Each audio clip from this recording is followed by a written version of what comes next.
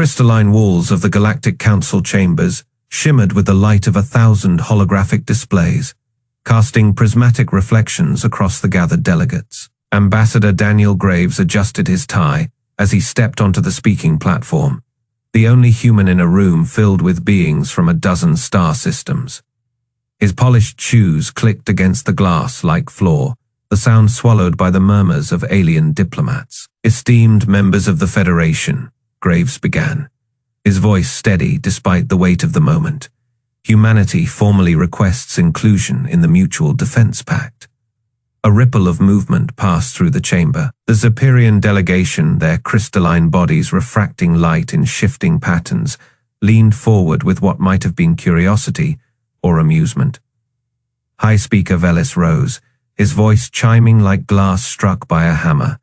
"This is unexpected. Your species has only recently achieved interstellar travel. What could you possibly contribute?" From the Vorac contingent, a deep, guttural laugh echoed. Battlemaster Krax unfolded his scaled bulk from his seat, reptilian eyes gleaming. "You still use projectile weapons," he sneered. "Chemical-propelled slugs. No plasma shields, no FTL communications. Your ships are slow, your armor primitive. The Federation does not need children playing at war." Graves didn't flinch. He let the laughter roll over him, the chuckles of the Tetheri, floating orbs pulsing with amusement, the dismissive clicks of the insectoid delegates.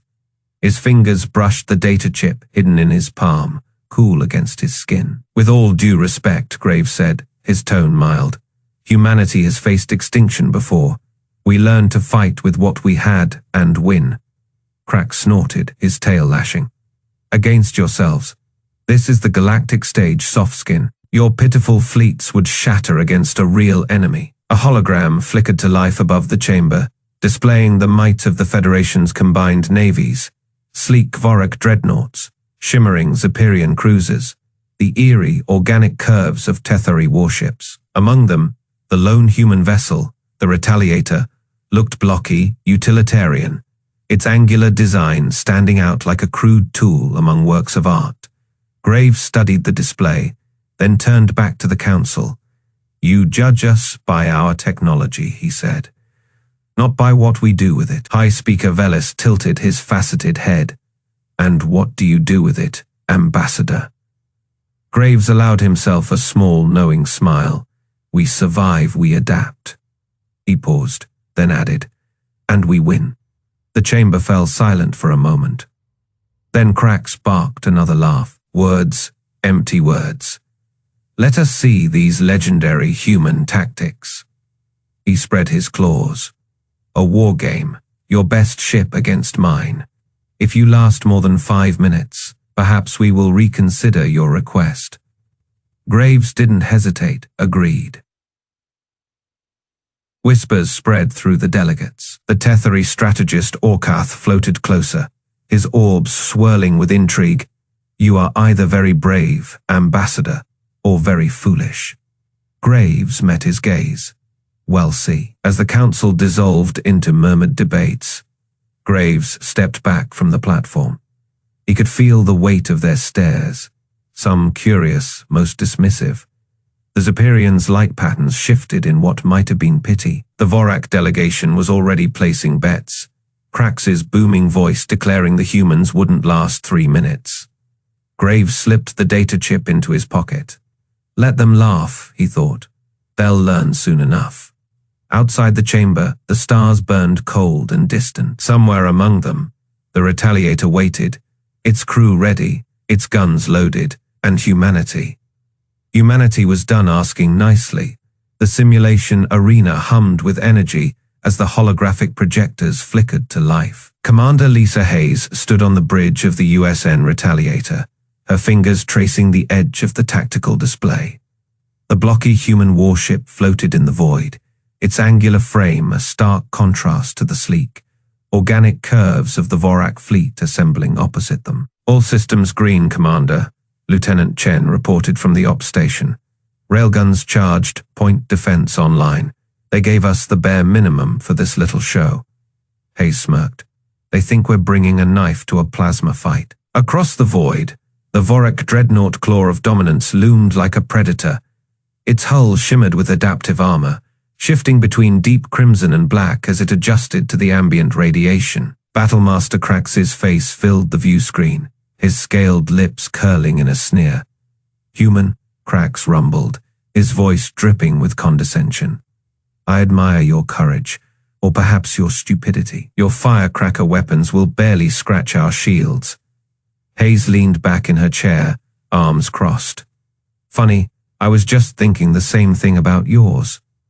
A ripple of laughter echoed through the observation decks where the Galactic Council watched. The Zapirian delegates' crystalline bodies refracted light in amused patterns, while the Tetheri orbs pulsed with quiet derision. Only Ambassador Graves stood silent, his expression unreadable.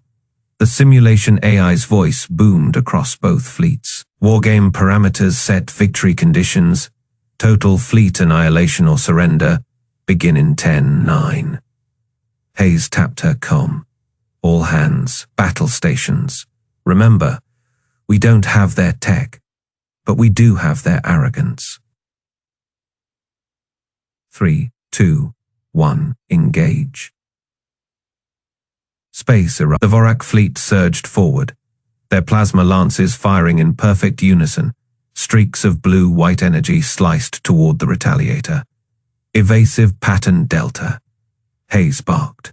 The human ship jerked sideways, its thrusters flaring. 2 shots grazed the hull, melting armor plating. Alarms blared. "Shields at Faye," Chen called out. Hayes grinned. "That is it. I expected worse." On the view screen, Krax's eyes narrowed. "You dodged. How quaint." He gestured to his tactical officer. "Focus fire. Remove this insect." The Vorac ships tightened formation, their weapons charging again. Hayes turned to her crew. "Time for the first lesson." She tapped a command into her console. "Lieutenant Morrison, execute fire plan Sigma." Jake Morrison's fingers flew across his panel. "Aye, Commander, deploying gifts." Small objects ejected from the Retaliator's ventral bays. Dozens of them, tumbling silently into the void. The Vorac sensors registered them as debris. Krax scoffed. Jettisoning waste, pathetic. The human ship suddenly reversed thrust, braking hard. The Vorac fleet overshot, closing the distance too fast. "Now," Hayes whispered. Morrison hit a switch. Space flashed. The debris detonated, old-fashioned nuclear mines hidden among the asteroids. The Vorac vanguard vanished in a chain of sun-bright explosions. The observation deck erupted in shouts. High Speaker Velis's crystalline form flickered in shock. What was that?" Inside the simulation, Krax roared. "Impossible! Those weren't energy signatures." Hayes's voice cut through the chaos. "Lesson 1, Battlemaster. Never assume you know an enemy's weapons." The Retaliator's railguns thundered. Tungsten slugs, accelerated to relativistic speeds, punched straight through the Vorac shields. One round clipped the claw of dominance, shearing off a weapon pod. Krax's snarl turned feral. "Enough. All ships converge and crush them." The remaining Vorac vessels wheeled, plasma cannons overheating as they poured fire toward the human ship. The Retaliator shuddered under the barrage. "Shields failing!" Chen yelled. "Hull breaches on decks 4 through 7. Hayes gripped her armrests. "Damage report." Ensign Patel's voice crackled over engineering comms. "We're hurt, but we're still kicking, Commander. They're hitting us harder than expected." "Good." Hayes wiped blood from a cut above her eye. "Means they're scared." Outside, the Vorac fleet tightened their noose. Krax's face reappeared on screen, triumphant. "Your tricks are spent, human surrender, and I'll make your death quick." Hayes leaned forward. Lesson 2, Krax. Human ships don't break easy. She punched a command into her console. "All hands, brace for impact. Activating overdrive." The Retaliator's engines screamed to life, far beyond safe limits. The ship lurched forward, plowing straight into the heart of the Vorac formation. Krax's eyes widened. "What are you?" The human ship rammed the claw of dominance, its reinforced prow smashing through the dreadnought shields. Klaxons wailed as the two vessels locked together, spinning wildly off course. Hayes's voice was calm. Set collision course for the star. Morrison's hands hesitated for only a second. Aye, Commander. The observation deck erupted. Tetheri orbs flashed panic. Zapirians shrieked in harmonic dissonance. Krax's roar of fury cut off as the simulation AI announced, critical damage to both flagships, proximity alert, stellar gravity well, simulation terminated. The holograms flickered out, silence. Then, from the back of the observation deck, Ambassador Graves's quiet chuckle. Well, that was educational. The Vorac Battlemaster's scaled face was pale. You rammed us into a star. Hayes unstrapped from her chair, stretching. Yep, and we'd do it again. She glanced at the stunned council. Who is next?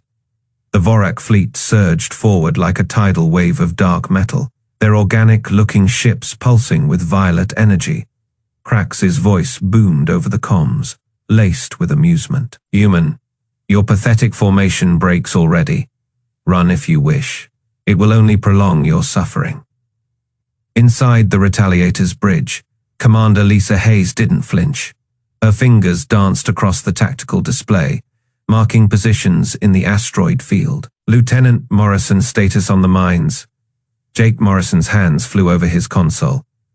All Sigma series deployed, Commander. Pattern matches projections. They're taking the bait. On the view screen, the Vorac Vanguard split into attack formations, their plasma cannons glowing hot. A Zapirian observer's voice crackled over the open channel. Ambassador Graves, perhaps you should concede.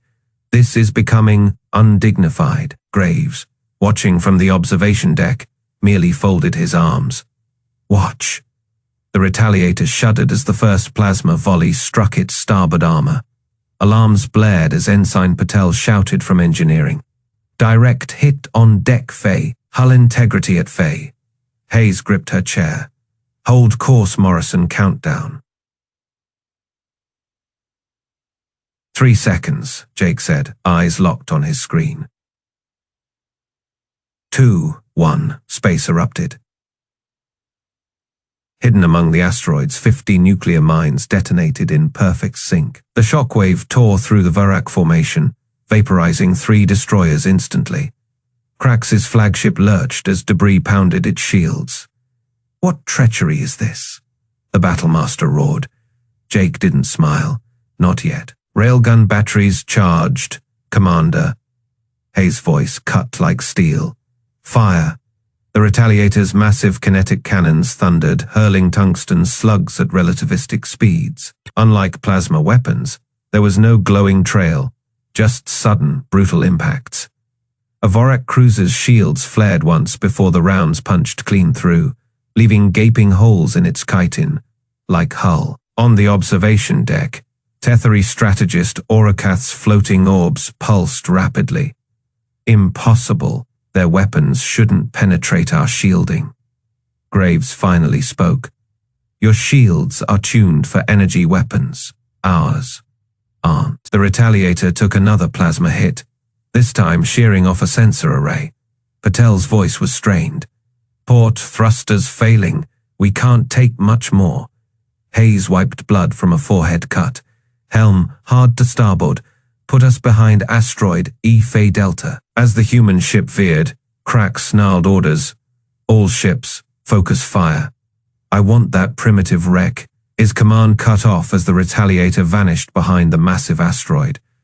For 3 seconds, there was silence. Then the human warship emerged. Not retreating, but accelerating straight toward the Vorac flagship at full burn. Krax's reptilian eyes widened. They're ramming. Jake Morrison's hands flew across his console.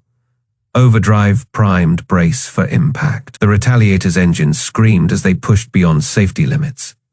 Hayes gripped her chair, watching the distance close. For Earth, the collision sent a shockwave through the simulation.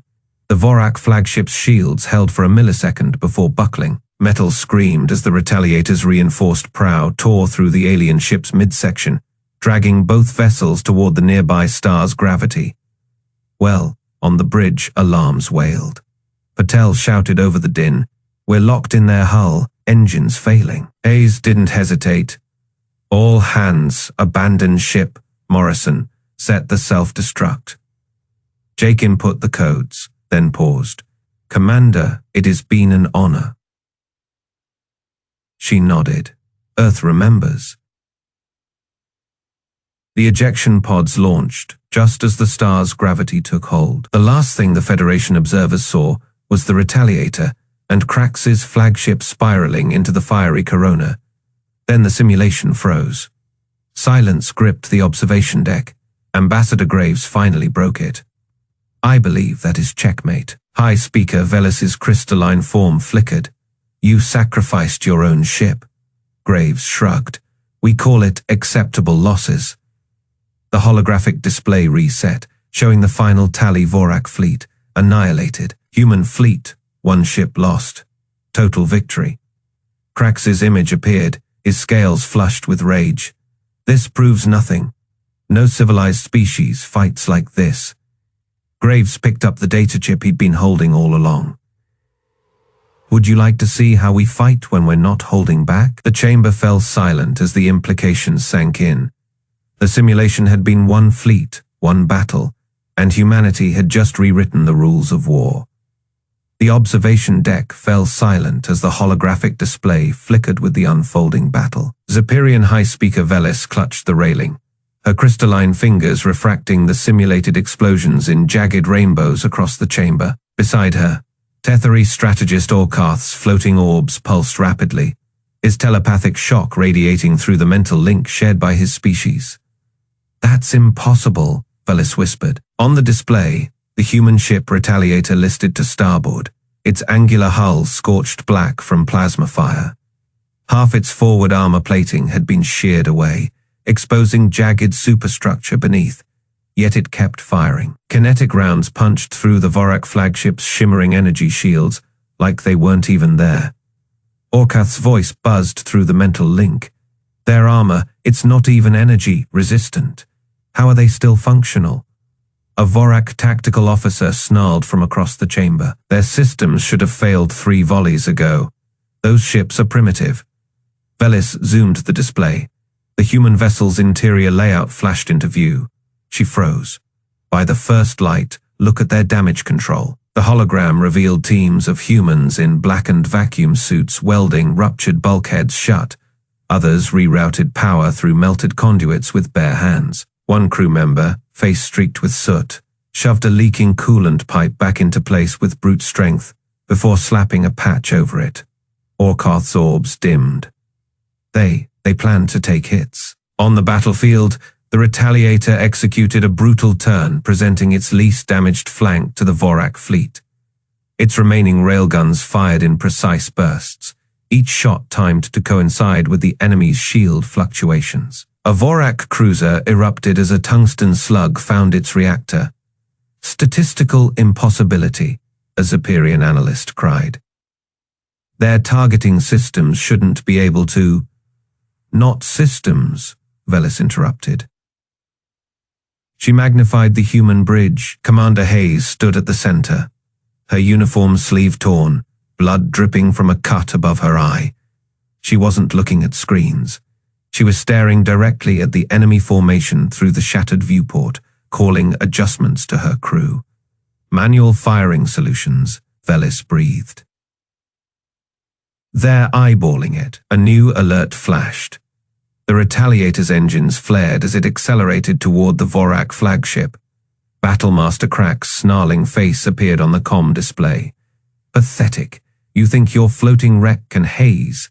Cut him off with a slashing motion. The holographic feed from her bridge showed Lieutenant Morrison gripping his console, teeth bared. "All batteries, final salvo, aim for there." The Retaliator shuddered as a plasma torpedo struck its belly. The hologram flickered, showing internal explosions racing through the human ship's lower decks. A human engineer, Ensign Patel, according to the biometric tags, threw himself onto a sparking console, smothering the flames with his own body.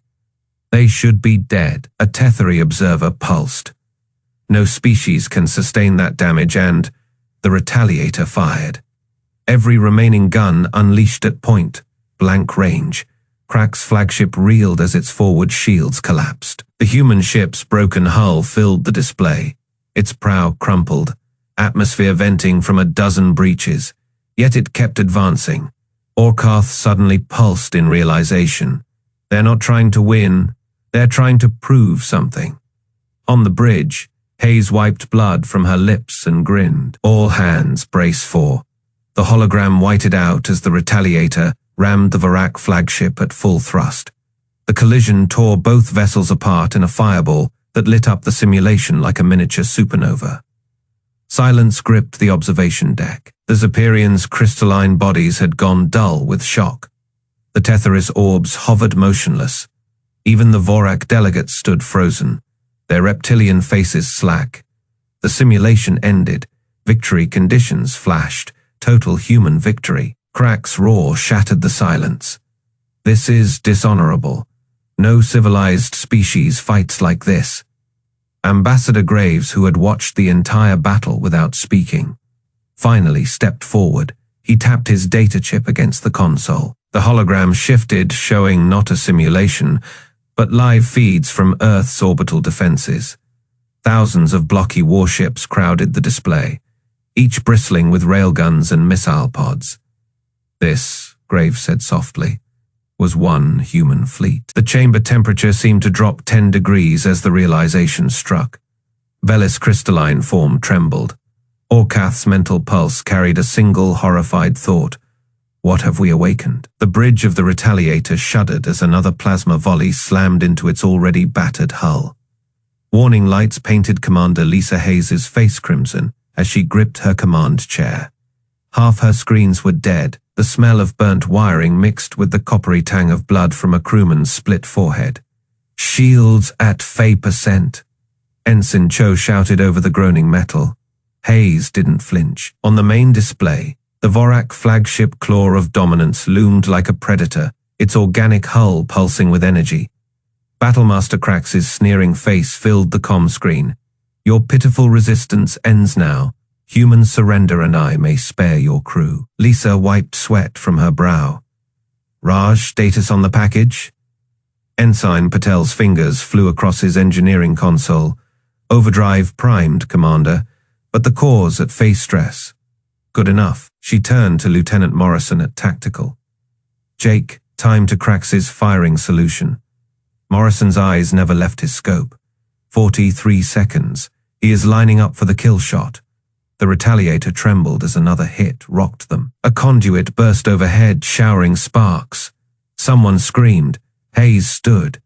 All hands, brace for emergency maneuver. Her voice cut through the chaos.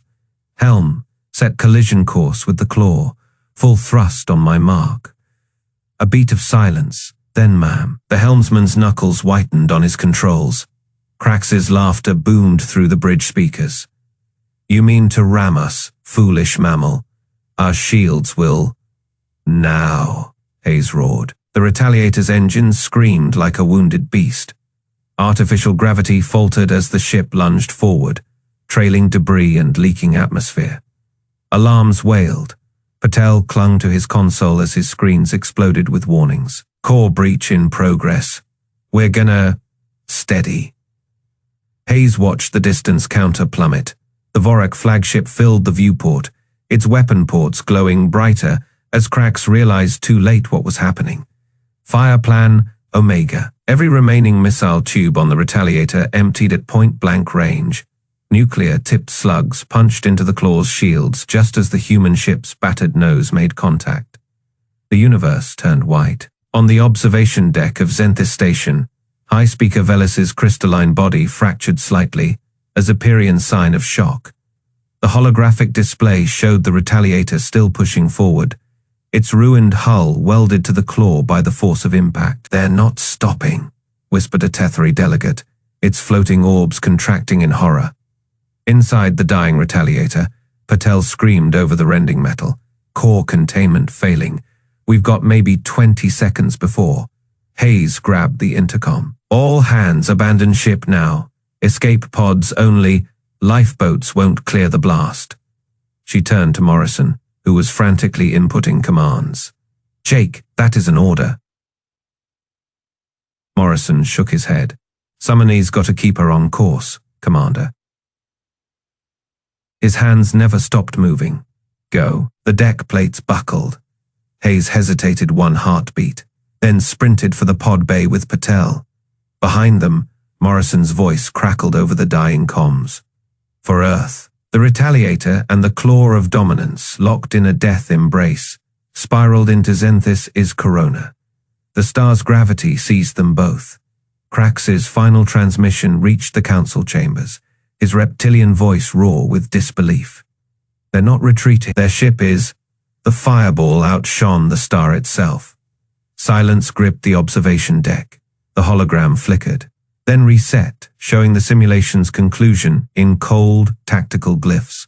Human victory, total Vorac fleet loss. Velis's voice trembled. They chose to die. A Tetheri strategist's orbs pulsed rapidly. No, they chose to win. On the debris, strewn edge of the simulation zone, escape pods blinked to life, including one bearing Commander Hayes and Ensign Patel. The pod's emergency beacon pulsed in time with Patel's shaky breathing. Hayes watched the fading light of the star through the viewport. Her lips moved silently. Good hunting, Jake. The simulation chamber's lights flickered back to full brightness, revealing the stunned faces of the Galactic Council. The holographic starfield winked out, leaving only the afterimage of the Retaliator's final suicidal charge burned into their retinas. Ambassador Daniel Graves stood calmly at the observation deck's railing, his hands clasped behind his back. The data chip in his pocket felt heavier than it had 3 hours ago. Vorac Battlemaster Krax shattered the silence first. His scaled fists slammed against the console, sending sparks flying. This is an outrage. No honorable warrior would sacrifice their own vessel like some primitive bomb. His frill flared crimson, the Vorac equivalent of a vein bulging. Your machines are weak, your tactics cowardly. Across the circular chamber, Tetheri strategist Orkath's floating orbs pulsed with rapid calculations. Yet they won, the telepath murmured, his voice like wind through crystal. Every Vorac ship destroyed. At what? Fey human losses? 36.8, corrected Zapirian High Speaker Velis. The crystalline diplomat's facets shimmered with unease. Their armor shouldn't have held, their weapons shouldn't have penetrated, their maneuvers defied every known tactical doctrine. Graves finally moved, stepping toward the central display. His dress shoes clicked against the polished floor, the sound absurdly loud in the tense quiet. You're missing the point, honored delegates. He reached into his jacket. Commander Hayes wasn't commanding our best. She wasn't even commanding our newest. The data chip hit the console with a decisive click. The hologram flared to life again, but this time, it wasn't a simulation. Real schematics unfolded above them, ship classifications scrolling in Terran script before translating to Galactic Standard, dreadnoughts, carriers, orbital platforms with barrels wide enough to swallow frigates. Krax's frill went pale. This is impossible. Your species only achieved FTL 80 cycles ago. 79, Graves said mildly, and we've been busy. He tapped the controls, zooming in on a particular vessel, the USN Defiance, its spinal, mounted cannon longer than some moons were wide. This is what happens when a civilization spends 10,000 years perfecting the art of war before discovering antimatter. Orakath's orbs contracted. You built these during peacetime. A new voice cut through the chamber. Commander Lisa Hayes strode in, her uniform sleeve still smoldering from the simulation pod's feedback systems. We call it deterrence. She nodded to Graves before locking eyes with Krax. You wanted to see how humans fight when tested. Congratulations. You got the preschool version. The Vorac's claws flexed, but his voice lacked its earlier certainty. No species builds such monstrosities without intent to use them. Hayes grinned, all teeth. Oh, we intend to use them, just not on you. She gestured at the hologram, which now showed the galactic spiral. A crimson wave pulsed outward from the Perseus arm. Recognize that? Velis's crystalline form actually cracked slightly along one facet. The Devourers swarm, but they're 3 centuries from Federation borders. 294 years at current expansion rates, Graves agreed, which gives us time to prepare. He let that hang, watching the council members exchange glances. The Zapirians' facets darkened with realization. The Tetheri's orbs flickered in silent communication. Even Krax's frill lay flat against his skull. It was Orcath who voiced it first.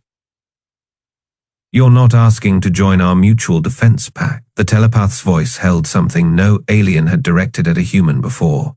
Or, you're offering us yours. Hayes crossed her arms, the motion pulling at her burnt uniform. Earth Command's got 12 shipyards pumping out defiance. Class dreadnoughts as fast as we can mine asteroids. But the swarm. She shook her head. Even we can't take them alone. The chamber dissolved into chaos. Delegates shouted over each other, translators buzzing with overlapping languages. Only Graves remained still, watching the tide turn. When the noise peaked, he cleared his throat. Just once. The room fell silent. Humanity has a saying, he said, picking up the data chip. Better the devil you know. He tossed it to Velis, who caught it reflexively. Full schematics, production rates, even our predictive models of swarm movements. He smiled, and for the first time, it didn't look diplomatic. We're putting our cards on the table. Question is, are you ready to play with us? Krax hissed, but his claws remained sheathed. This changes nothing. Your tactics are still effective, Hayes finished. She stepped closer to the Vorac, close enough that his thermal sensors would register her elevated pulse. Not fear, excitement. You keep using that word honorable, like it means something other than predictable. The swarm won't fight by your rules. Good thing neither will we. Velis examined the data chip, light refracting through its surface.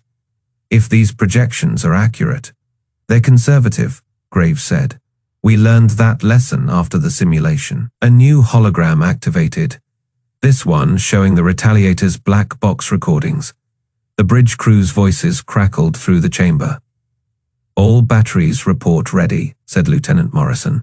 Ensign Patel's panicked shout. Direct hit on decks 7 through 9. And finally, Hayes's calm order. Activate overdrive. The recording showed what the simulation couldn't, the human crew's faces as their ship hurled itself towards certain death, not terror, determination. Patel even grinned as he rerouted power, blood trickling from his nose. The final frame froze on Hayes' smile. Orcath's orbs dimmed. You knew you'd win. Hayes shook her head. We knew we couldn't afford to lose. She turned toward the exit, pausing at the door.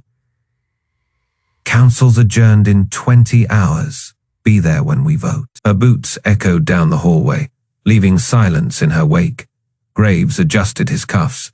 I believe the human expression is sleep on it.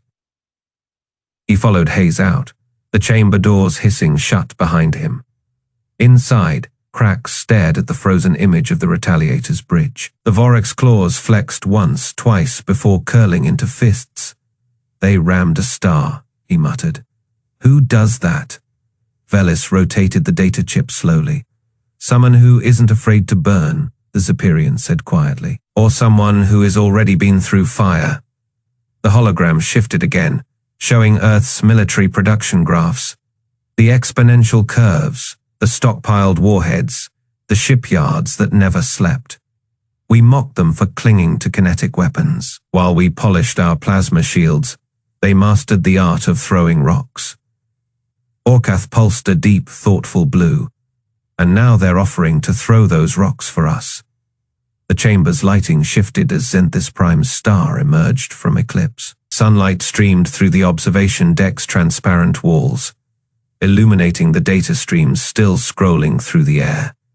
The numbers didn't lie. The projections didn't care about pride. Krax finally unclenched his fists. "Call the emergency session," he growled, "before they change their damned minds." The lunar shipyard stretched across the pockmarked surface of Earth's moon like a steel spiderweb, its docking arms cradling half-built warships under the glow of artificial suns. Admiral Ryan Blake stood at the observation deck's reinforced glass, watching the skeletal frames of new dreadnoughts take shape. Behind him, the airlock hissed open. "Admiral," said a voice like grinding crystals. High Speaker Velis of the Zapirians floated into the room, his faceted body refracting the starlight.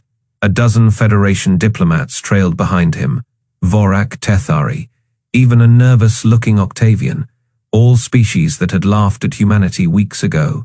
Blake didn't turn. "Speaker here to inspect our primitive facilities?" Velis's crystalline surface rippled with discomfort. "The Federation Council has reconsidered Earth's application for mutual defense." On the construction floor below, magnetic cranes lifted a completed railgun battery into place on the USN Defiance.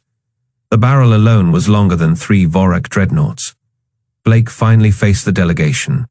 "After the simulation, you mean?" Battlemaster Krax shoved forward, his reptilian scales still singed from the virtual defeat. "That was a trick. No civilized navy rams its own ship. Worked, didn't it?" Blake tapped his wristpad. The observation deck's screens lit up with live feeds. Earth's orbital defense platforms, the Martian dry docks, the Jovian patrol fleets, thousands of warships. Ambassador Graves showed you the data. "This is what you're really here for." The Tethari envoy, Orakath, pulsed his floating orbs in alarm. "Your industrial capacity. It shouldn't be possible. Your species only achieved spaceflight 3 centuries ago." Blake walked to a control panel. Humanity's got a habit of exceeding expectations. He entered a code. Deep in the shipyard, the Defiance's main reactor flared to life. A low hum vibrated through the observation deck's floor as the warship's spinal mounted cannon began charging. The weapon's focusing array glowed crimson, casting long shadows across the diplomats' faces. Velis recoiled. "That is a planet killer," Blake finished. "One shot from this can crack a continent. We've got 12 more under construction." He leaned closer to the trembling Zapirian. "Still think we're primitive?" Krax's claws flexed.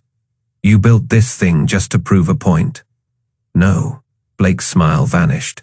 "We built it because the Typhon swarm is coming. And when those planet eaters hit the Federation border worlds next month, you'll need every gun we have." The chamber went silent. Orakath's orbs dimmed. "You knew about the swarm 6 months ago. Our deep-range scouts spotted their vanguard near Serpentis." Blake gestured to the Defiance. "That is why we pushed for the Alliance, not for prestige, not for territory." His fist clenched, "because every species in this room is about to face extinction." A Vorac aide whispered to Krax in their guttural tongue. The Battlemaster's crest flattened, a sign of shock among his kind. "Your simulation tactics, they weren't for show. You were training us." Blake nodded. "Swarm fighters attack in the same patterns your fleet used. Now you know how to beat them." High Speaker Velis extended a shimmering appendage, the Zapirian equivalent of a bow. "The Federation formally requests Earth's assistance." Outside, the Defiance's cannon reached full power. The glow illuminated Blake's face as he turned back to the stars. "You called us weak. You mocked our ships. You said we didn't belong among the great species." He pressed a button with a thunderous roar. The cannon fired. A beam of pure energy lanced into the void, vaporizing a target asteroid 300 kilometers away. The shockwave rattled the observation deck's glass. Blake finally faced the stunned diplomats. "No, you underestimated us." The construction alarms blared as the shipyard's other reactors came online. Across the lunar surface, 11 more planet killers powered up their weapons, their charging sequences synchronized, turning the moon's dark side into a constellation of crimson lights. Krax stared at the display, his earlier fury replaced by something no Vorac had ever shown a human before. "Respect. How soon? Can your fleets deploy?" Blake checked his chrono. First battle group leaves in 48 hours. He strode past the delegation toward the exit. Try to keep up. As the door slid shut behind him, the Federation diplomats remained frozen, watching Earth's war machines awaken. Far below, a human engineer wiped grease from her hands as the Defiance's railgun test fired. The hypersonic round shattered the sound barrier, leaving a perfect hole through a decommissioned Vorac shield generator, a gift from cracks after the simulation. She grinned at the smoking wreckage. Primitive my ass.